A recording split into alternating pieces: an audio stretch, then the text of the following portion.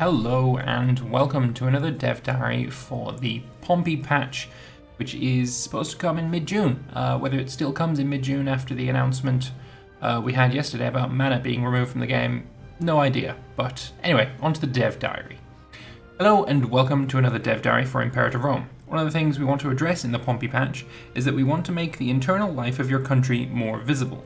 Today we'll be talking about that, together with a number of improvements to internal management in the patch. So, first off we have preferred clan retinues. While clan retinues are a tool for your clan chiefs to assert their own authority, as well as a resource for your tribe when at war, it can be at times a problem that the chiefs get to pick what unit types they recruit themselves. Since unit types are so important to the general balance of warfare, tribes will in the Pompey patch be able to specify which units that your clan chiefs are allowed to recruit to their armies, as well as how they deploy them in their government view. Overall, clan retinues have been adjusted to be smaller than they are right now as well, which is pretty good. I like that change. At the moment, if you're a tribe, you get an awful lot of chariots, and chariots are pretty bad. Like, they're kind of trash against most things. Unless it's like light infantry, then they're just pretty bad. I think they're also pretty good against archers, but I can't know for sure. I don't use chariots all that often. Being able to pick what they choose is pretty good. I imagine it might be a little bit overpowered. I imagine people will be like, oh, you know what? My clan retinues, I want you to just make heavy infantry. Could happen, who knows? Hopefully not. But on the subject of that, he said overall clan retinues have also been adjusted to be smaller than they currently are in release. Yes, that's a very good idea. If you stay as a tribe and get to the major power, so 100 cities around level, your clan retinues are going to be like 50,000 men strong. And there's been a lot of problems, especially in anywhere in Britain, anywhere in Germany, Gaul, Iberia, where there just aren't any provinces or any cities that those huge armies can stand without taking a lot of attrition. Of course, thankfully, your clan retinues don't cost you personally any manpower, so that's not a problem there. But if your clan leader dies, and then this new guy, one of your clan chiefs, becomes your new leader, he's got a 50,000 stack army that now you do pay for, that you do have to pay the manpower upkeep for, and every single unit is loyal to him. I'm not sure whether you can actually take those troops away, because usually you can't take loyal troops away from a general. But can you if it's loyal to the ruler of the country, considering that is, for all intents and purposes, you? I actually don't know the answer to that question. I haven't played with tribes enough. So that might be an issue. It might not be. I don't know. I do think you can't disband them. You might be able to split them off. I'm not sure. It's something to look into. Anyway, moving on, we have the Holdings Rework. And so at the moment in the game you have these holdings, and literally the only thing that I've seen with regards to them is you click a city and then there's a little button here. It's like, oh, there's a holding in this city. And you're like, cool, what does that do? It's owned by this character. Cool. Is that it? Yep. All right, cool. That's it. They're nothing. They do nothing. But that's changing, which is good. So, one thing that we're looking to improve in the 1.1 Pompey patch is holdings. In release, holdings are currently things that you hardly interact with. While they provide income for your characters, you have little control over how they acquire them, and you have little reason to get invested in where someone currently owns holdings. In Pompey, we want holdings to be more relevant. They should be the base of power for many of your characters, and they should be the means by which those with no government employment can get their income. They are intended as a way to reward characters or harm them should you take them away. They also tie a character more to the cities on your map in your empire. A holding in Imperator is an estate in a city with associated slaves, and a holding is always owned by a character. This provides the character with both income and increases their power base, as described in one of the previous diaries. For it to be possible for a character to have a holding in a city, the city needs to have 10 slaves. An additional holding in the same location can be added with every additional 10 slaves. We're looking at Antigonus here, and he has showing his power base. So ruler gives +5. He has 3 holdings for +50. That's interesting because 50 divided by 3 is not a very even number, is it? Interesting. Okay, fair enough. So, was it like 18? No, 6. I don't know. 50 divided by 3. You can do the math. But yeah, it's not an even number, and it's like a number with lots and lots and lots of numbers after it, after the decimal. So, is it capped? Do you get a cap on your holding power? Is it 25 each, and then the third one is not counted, or is there something amiss here? I don't know.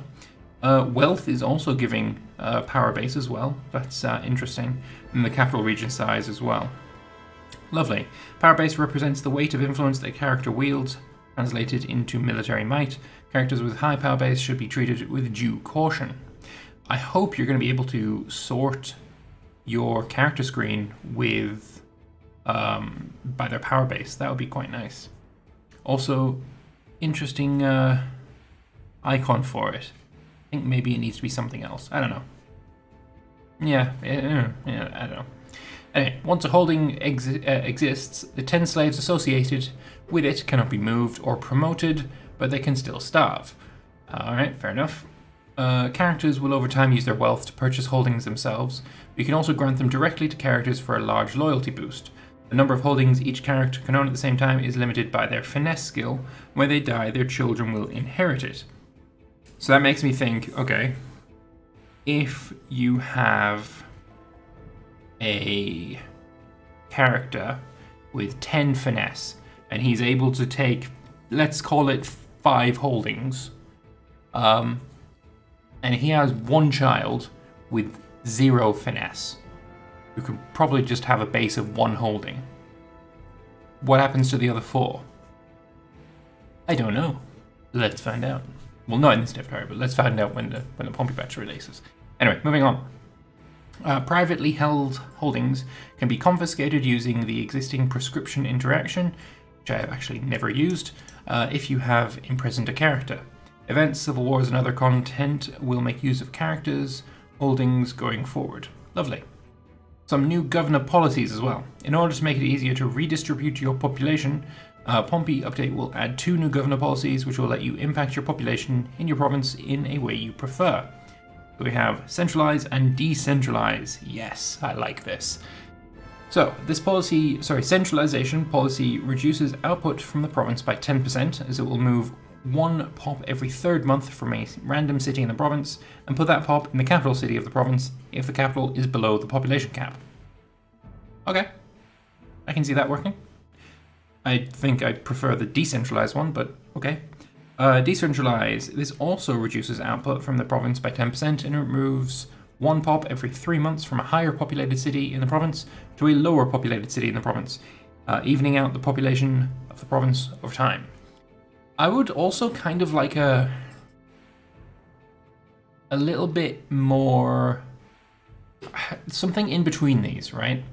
So I would like it so that, say you get all of the population caps in the province, and you saw that, I'd have to do maths for this, but that sucks, right? So you saw that maybe the capital had a population limit of 10, and all the rest had a population limit of 8.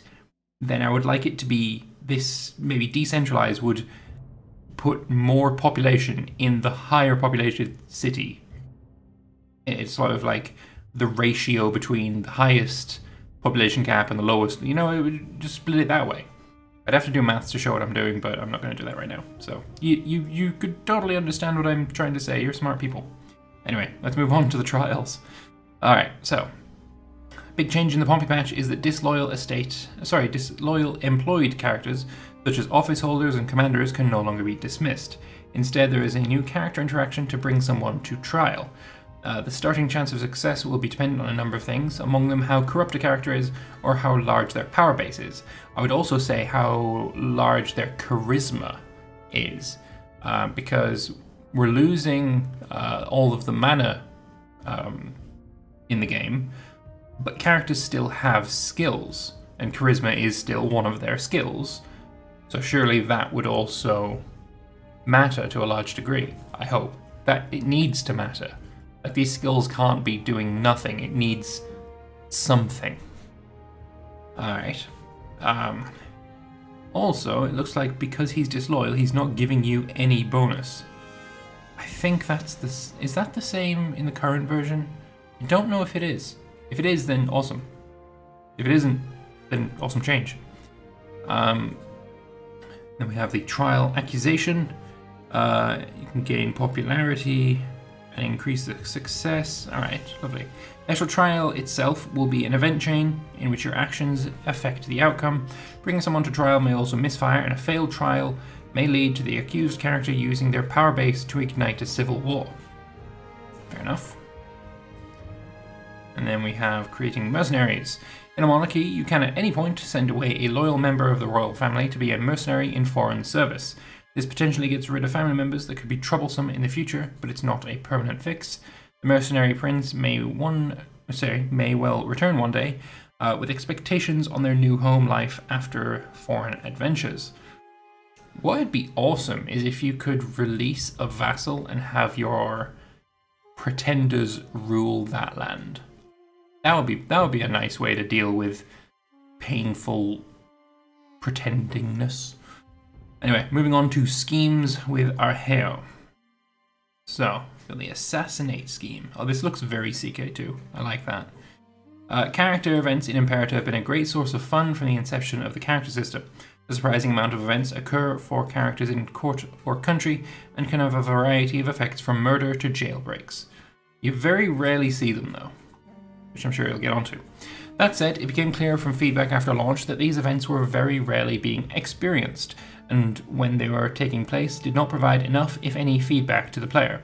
In an effort to make these more visible, as well as to provide a framework for additional and future work on the character system, we have reworked the ambition system to act as a tool for expressing a variety of character-focused content.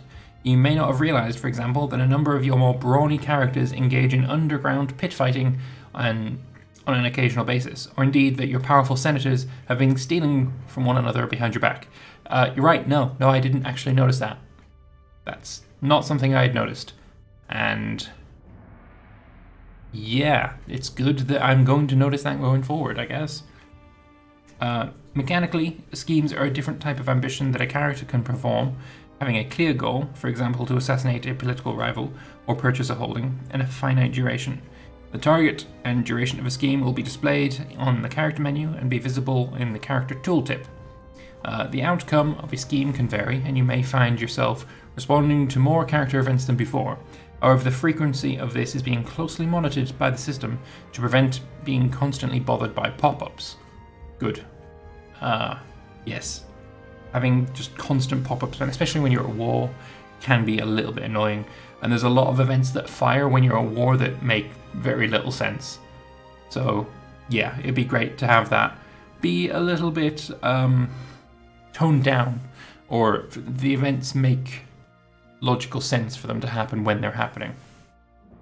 Whilst primarily a vessel for displaying the web of subterfuge that goes on in a court, the player will also be able to interact with certain schemes to assist or interfere, or in some cases convince a character to drop their scheme altogether. In addition to this, a player's ruler has a selection of schemes available to them, accessed through the character interactions menu. These are designed to address existing issues and enhance some of the new features coming in 1.1. So, ruler schemes. Since your ruler is a character more closely tied to your country, you're able to pick what schemes they pursue, including siphon funds. The ruler will attempt to divert state funds to enlarge their personal wealth. Influence a character. If there are characters in your country that are more gifted than your current monarch, you may attempt to influence them to put their expertise to use. Okay. And then assassinate character. Among the schemes you can adopt for your ruler is to assassinate someone either abroad or in your own country. Alright, so what else do we have here? Banish, execute, grant holding, hold triumph, imprison, those are all normal. Influence a character, prove legitimacy, that one's new. I can't see any others underneath there. Oh no, so you have recruit and siphon funds. There we go, prove legitimacy. In monarchies, the ruler can try to improve their legitimacy by researching their lineage. While any type of research will increase the perceived legitimacy of your ruler, there is also a small chance of discovering a long-lost link to one of the bloodlines in the game if you are Hellenic. I really don't like that they added this part in, because I would love it if, say, Persian peoples, Persian culture dudes, could find a long-lost link to the Achaemenids, or Achaemenids, Achaemenid, whatever, you know what I mean, those guys, the Persia dudes, and say, what would Rome's bloodline be? The blood of Sulla, I don't know. But yeah, the blood of Romulus. But yeah, having more bloodlines is something I really want. So it shouldn't just be Hellenics, you know? But either way, that is the dev diary. It seems to have gone over fairly well, and I gotta say that I agree with everything, actually. I can't think of anything that I think is bad. So yeah, pretty good dev diary. More interaction with the characters is always appreciated. Like I said in my review, the character system is incredibly powerful. It's just criminally underutilized, and this seems like the perfect way to make it more utilized. So yeah, I'm totally in favor. Also, actually, having a look at this guy's got 4 holdings and only 7.9 power base. So it may be the wealth of the holdings that is making it 50, and it's just purely coincidence that it's perfect. That might be it. But anyway, yeah, that's the dev diary. I hope you enjoyed it. I hope you have learned something. Please do leave your thoughts in the comment section below. I'd very much like to hear them. Did you like the dev diary? Is there anything that you didn't like? What do you think these buttons are? Because I don't know. Yeah, didn't see those before. But anyway, hope you enjoyed the dev diary, and I'll see you next time. Bye-bye.